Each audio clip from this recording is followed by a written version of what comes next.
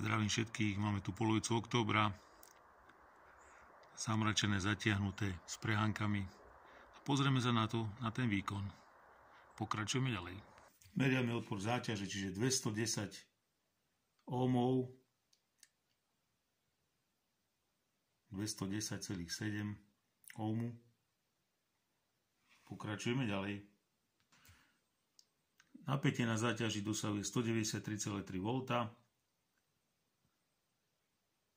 Takže výsledný výkon z tých 6 pánov je zhruba 180 W. Plus minus kolíše to. Je október, zatiahnuté, občas sú prehánky, občasné prehánky. Takže takýto má zhruba výkon táto zostava. Ďakujem všetkým za vašu pozornosť, odber a lajky, ahojte.